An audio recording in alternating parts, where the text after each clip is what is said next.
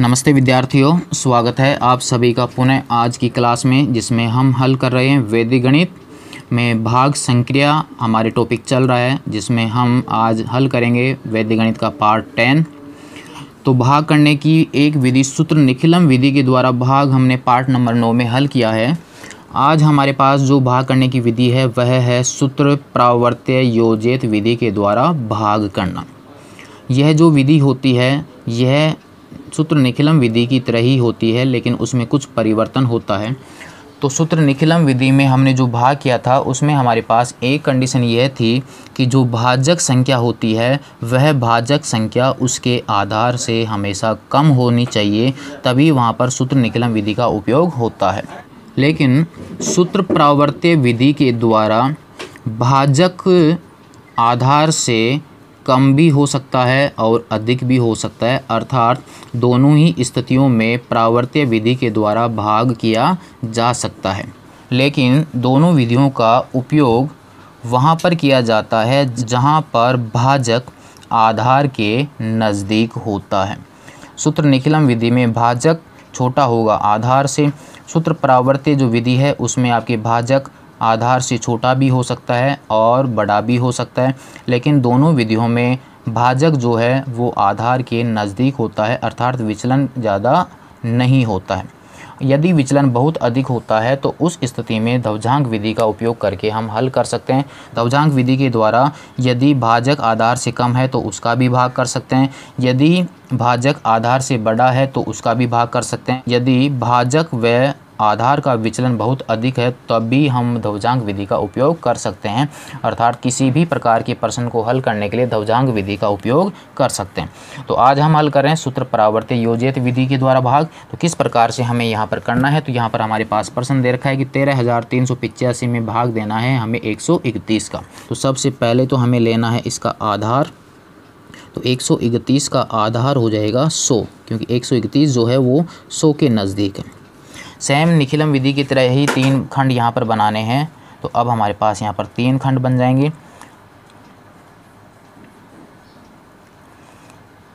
अंतिम खंड के अंदर उतने ही अंक रखे जाएंगे जितने की आधार में शून्य है। तो भाज्य के इकाई के अंक से हमें 2 अंक लेने हैं। तो हमारे पास में यहाँ पर आ जाएगा 85। तो यहाँ पर हम थोड़ा दूर दूर लिख देंगे, यहाँ पर हो जाएगा 8 और यहाँ पर आ जाएगा 5, अर्थात निखिलम विधि की तरह ही है। इसको अंकों को व्यवस्थित करना है। शेष अंक आ जाएंगे आपके मध्य भाग में, तो 1, 3 और 3। यहाँ पर आपके पास में आ जाएगा भाजक, और भाजक कितना है 131। यहाँ पर इसका ज्ञात कर लेंगे हम विचलन। तो विचलन या आपके यहाँ धनात्मक भी हो सकता है और ऋणात्मक भी। विचलन आ जाएगा 131 माइनस 100 बराबर आ जाएगा प्लस का 31। तो यहाँ पर हम नेक्स्ट भाजक के नीचे लिख देंगे विचलन।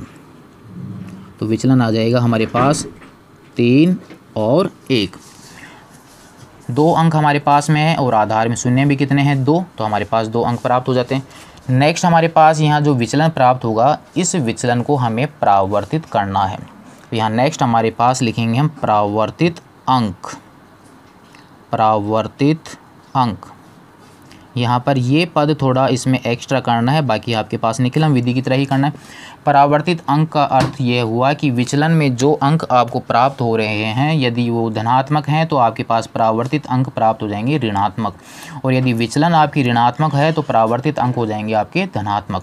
तो यहाँ पर 3 का परावर्तित अंक हो जाएगा माइनस में, तो 3 माइनस, और वैदिक गणित में माइनस को दर्शाया जाता है उसके बार लगाकर, जिसको विनकुलम 3 बोला जाता है। 1 धनात्मक ही है तो यहाँ पर आ जाएगा 1 का विनकुलम, अर्थात यहाँ 3 ऋणात्मक है 1 भी ऋणात्मक है। नेक्स्ट उसी विधि से हल करेंगे निखिलम से। तो यहाँ पर प्रथम अंक भागफल में ऐसे कैसे उतर जाएगा, तो यहाँ पर आ जाएगा 1। अब हमारे पास 1 को निखिलम विधि में गुणा करते थे हम पूरक संख्या से, तो अब यहाँ पर जो हमारे पास भागफल प्राप्त होगा उसको गुणा करना है प्रावर्तित अंक से, और प्रत्येक 1-1 अंक के नीचे 1-1 अंक लिखना है। तो 1 को गुणा करेंगे हम -3 से, तो हमारे पास में आ जाएगा -3। 1 को गुणा करेंगे -1 से, तो हमारे पास में आ जाएगा -1। नेक्स्ट आपके अंकों के नीचे डैश लगा दीजिए ताकि कोई अंक नहीं उतार सके। नेक्स्ट स्तंभ को आप जोड़ दीजिए। तो अब हमारे पास यह 3 प्लस का है और यह 3 माइनस का है। जब हम यहाँ पर जोड़ेंगे तो 3 -3 कितना हो जाएगा 0। तो आपको थोड़ा ध्यान रखना है कि यह आपके माइनस का चिन्ह है, यहाँ पर एक संख्या प्लस की रहेगी और दूसरी आपकी माइनस की है, तो आपके पास 3 में से 3 जाएगा तो हमारे पास कितना हो जाएगा 0। जो भागफल में हमारे पास 0 प्राप्त हो रहा है वही प्रक्रिया हम नेक्स्ट आगे करेंगे। तो हमारे पास 0 को गुणा करेंगे विनकुलम 3 से, 0 को गुणा करेंगे विनकुलम 1 से, तो 0 से जब गुणा करेंगे तो हमारे पास यहाँ पर 0 ही प्राप्त होगा। तो इस प्रकार से हम यहाँ पर लिख सकते हैं। नेक्स्ट स्तंभ को जोड़ दीजिए। तो नेक्स्ट स्तंभ में हमारे पास यहाँ पर है 3, यहाँ पर है -1 और यहाँ पर है 0। तो अब इनको अगर हम जोड़ते हैं तो हमारे पास 3 में से 1 जाएगा तो हमारे पास कितना बचेगा 2। तो फिर हमारे पास 2 को गुणा करना है परावर्तित अंक से।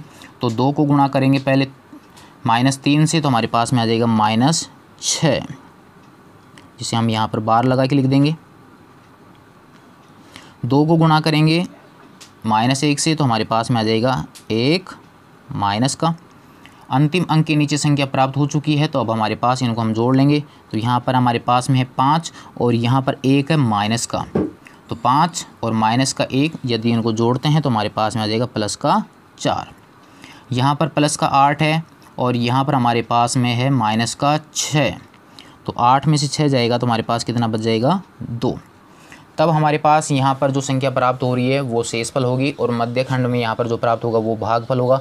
ध्यान यह देना है कि यहाँ पर जो शेषफल है वह आपके भाजक से बड़ा नहीं होना चाहिए। यहाँ पर हमारे पास शेषफल हो जाएगा 24 और भागफल कितना हो जाएगा 102, इसलिए इसका फाइनल आंसर हो जाएगा भागफल हो जाएगा 102 और शेषफल हो जाएगा यहाँ पर 24। तो इस प्रकार से हम सूत्र प्रावर्त्य विधि के द्वारा भाग कर सकते हैं, जो कि निखिलम विधि की तरह ही है, लेकिन यहाँ पर हम प्रावर्तित अंक प्राप्त करते हैं और प्रावर्तित अंक के द्वारा इस भाग को कंप्लीट किया जाता है। तो यदि हमने एक संख्या ली थी, यहाँ पर भाजक आधार से बड़ा है, दूसरा प्रश्न हम ले रहे हैं जिसमें भाजक जो है वह आधार से छोटा है, जो निखिलम विधि में भी किया था हमने। क्वेश्चन नंबर लेते हैं हम 2, जिसमें 2112 में भाग देना है हमें 97 का। तो भाजक हमारे पास 97 है, तो जिसका आधार हो जाएगा 100। विचलन हमें ज्ञात करना है, तो विचलन हमारे पास में आ जाएगा 97 माइनस 100 बराबर हो जाएगा -0.3। तब हम यहाँ लिख देंगे विचलन हो जाएगा -0.3। तो विचलन हो गया 0.3। परावर्तित अंक, तो यहाँ पर हमारे पास जो चिन्ह प्राप्त हो रहे हैं उनके चिन्ह हम बदल देंगे। तो 0 का 0 हो जाएगा और -3 है तो हमारे पास यहाँ +3 हो जाएगा, तो हमारे पास में आ जाएगा 0.3। अब हमारे पास अंतिम खंड में उतने अंक उतारने हैं जितने की आधार में 0 है। तो आधार में 0 है 2, तो भाज्य अंक के इकाई से 2 अंक उतारेंगे, यहाँ उतर जाएगा 1 और 2। तो अंतिम खंड में अंक आ जाएंगे 1 और 2।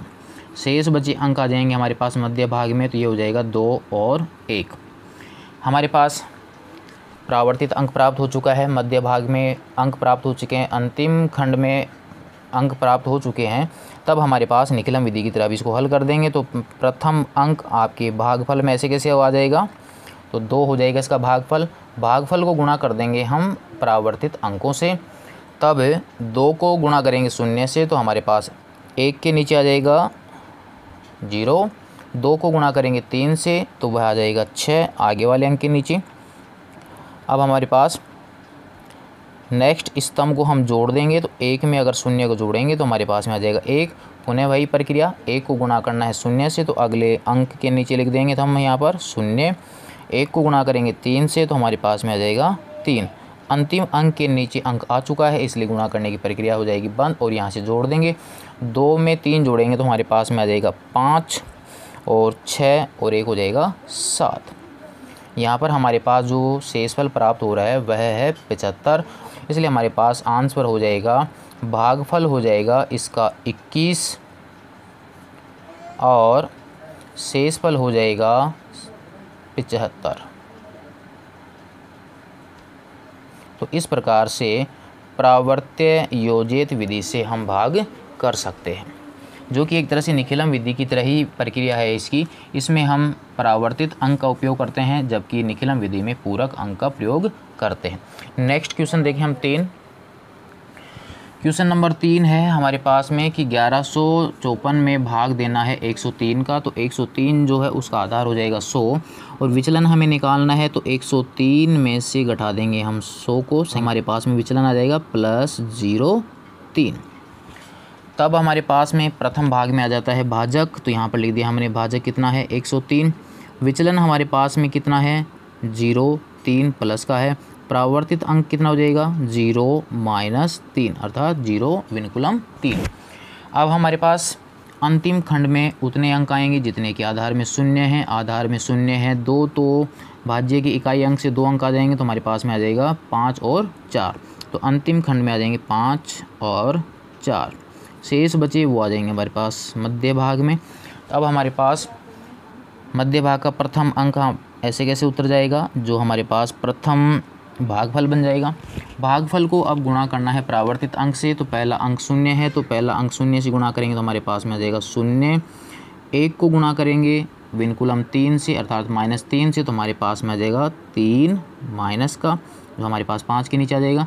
यहाँ पर हमारे पास नेक्स्ट स्तंभ को हम जोड़ देंगे, तो हमारे पास में 1 में 0 को जोड़ेंगे तो हमारे पास में आएगा 1, पुनः 1 से गुणा करेंगे तो हमारे पास 0 और 3 बार। अब हमारे पास अंतिम अंक के नीचे अंक आ चुका है, इसलिए गुणा की प्रक्रिया कर देंगे बंद और यहाँ पर जोड़ बाकी करेंगे।